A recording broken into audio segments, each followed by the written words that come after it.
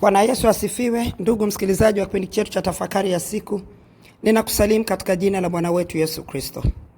Bwana ametupa tafakari siku hii ya leo. Tunazo siku mbili ambazo hatukuwa na tafakari. Na leo tupo tena kwa ajili ya tafakari ambayo Bwana ametupa. Neno letu siku ya leo linatoka katika kitabu kile cha Amosi sura ya 3 mstari ni wa 3. Neno hili limezoeleka sana, tunalifahamu. Je, watu wawili waweza kutembea pamoja wasipokuwa wamepatana? Kupatana kuna maana nyingi. Na neno hili ukilisoma wasipokuwa wamepatana, kwa maana yake kuna kitu kifanyike ndipo watu hawa waweze kupatana. Yaani kuna kitu ambacho wanatakiwa wapatane ndipo waanze kwenda pamoja. Na hicho kitu wasipopatana hawawezi kutembea. Sasa watu wawili, yuko Mungu na yuko mwanadamu, ambaye Mungu amemuumba mwanadamu ili aweze kuwa pamoja naye. Uwepo wake mwanadamu aweze kuuhisi na kuuishi, na neema yake aweze kuiona, na wema wake Mungu uweze kudhihirika kwa mtu huyu anayeitwa mwanadamu. Je, katika kupatana kwetu na Mungu ndiko kunakoachiliwa baraka na yale ambayo yanamhusu mtu huyo, kwamba tunapatana, tunakaa, kuna hiki na hiki na hiki. Sasa kikifanyika hiki na hiki, basi ndio hiki kitaachiliwa ama ndio nitakileta. Tunakubaliana watu wawili, pande mbili, ili kila mmoja asimame kwenye wakati wake, ama kwa jinsi yake, ama katika nafasi yake. Kwa sababu kila mmoja ana kitu anatakiwa kukiachilia ili mwingine afanye na ili yeye apokee. Sasa tusipoweza kufahamu hili, tunaweza tukajikuta tunaishi katika mateso ambayo hayatustahili. Tafakari yetu ya leo inataka kunipatia mimi nini? Kunipa mimi kuweza kutafakari yale yanipasayo mimi kufanya, na sio yale yanayompasa Mungu kufanya. Tumekuwa wepesi kuomba, na tumekuwa tunajua Biblia imetuambia tuombe bila kukoma, na tumekuwa tukiambiana tukijua kwamba hatuwezi kuishi bila kuomba. Maombi ni ufunguo. Tumeweza kutafsiri maombi kwa namna nyingi sana ambayo imeleta maana katika maisha yetu. Lakini kwa tafsiri hii ya leo inaweza ikaniondolea sifa ya kuomba katika lile ambalo nataka Mungu, ama natamani Mungu aonekane kwangu ama afanye.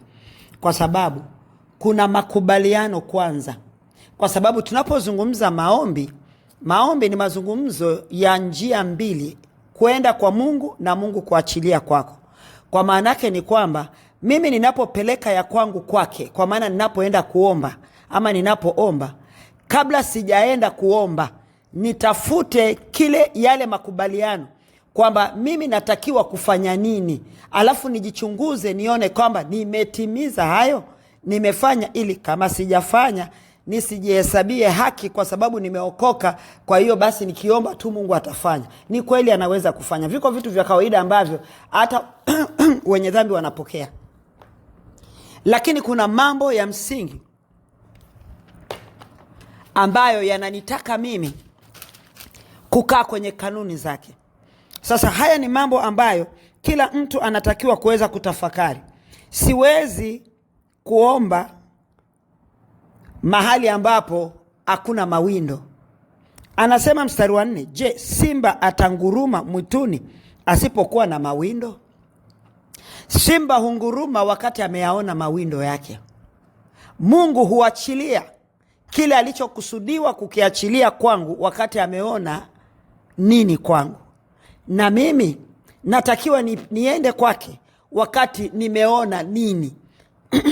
Kile ninachokuwa nimekiona ni kwamba nimejichunguza, nimepita katika njia zangu, nikaona kile ambacho kinaniweka mimi kwenye makubaliano na Mungu. Na makubaliano ni nini? Makubaliano yetu ni kwenye wokovu. Sasa wokovu maana yake nini? Toba, acha dhambi. Sasa kama kuna dhambi tayari kuna shida. Watu wengi tumepoteza haki ya maombi kwa sababu ya aina ya maisha tunaoishi. Kuomba tunaomba, lakini tunajikuta bado tunakuwa kwenye mateso na kwenye hali ngumu, wakati tulitazamia kupokea kitu kutoka kwa Mungu. Hagai akasema, mwatazamia vingi mnapokwenda yani mnapolima, mnapopanda, mnatazamia kupokea vitu vingi. Kila aliyelima anatazamia kupokea kitu. Lakini mbona basi twapokea vichache? Kwa nini twapokea vichache? Ni kwa sababu hatukutafakari mwanzo. Anasema, Hagai anasema kuanzia mstari ule wa 4, mstari wa 5. Basi sasa Bwana wa majeshi asema hivi, zitafakarini njia zenu. Mmepanda mbegu nyingi, mwavuna kidogo.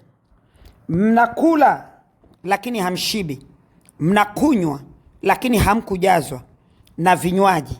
Mnajivika nguo lakini hapana aonaye moto. Na yeye apataye mshahara apata mshahara ili kutia katika mfuko uliotoboka toboka. Bwana wa majeshi asema hivi, zitafakarini njia zenu. Pandeni mlimani mkalete miti, mkaijenge nyumba, nami nitaifurahia, nami nitatukuzwa, asema Bwana. Panda juu, uende kakate miti, katafute ni nini ambacho ya kusudiwayo kwako na Mungu, hata aweze kufurahi. Anapofurahi anaachilia. Na siri ni kwamba tena hata kabla hujaomba yeye anafanya, maana azijua haja za mioyo yetu. Sio kwamba anajua haja za maneno yetu, anajua haja za mioyo yetu. Kile kilichoko ndani ya moyo wangu anakijua, na yeye hufanya hata kabla sijasema. Huyo ndiyo Mungu. Tafakari yetu ya leo inatutaka tuzitafakari njia zetu. Tutafakari yale makubaliano ya wokovu. Wakati niliposema nimeokoka, tulikubaliana nini na yeye? Tulikubaliana naacha dhambi. Hayo ndio makubaliano. Sasa inakuwaje tena niko ndani ya wokovu naishi kwenye dhambi, alafu namtaka yeye asimame kwenye kanuni za wokovu? My friend, hakuna kitu kama hicho. Tunataka tumuone Mungu katika uzuri wake, katika wema wake, na tuzitafakari njia zetu leo. Hiyo ndio tafakari yetu ya leo, na Bwana atubariki. Amen.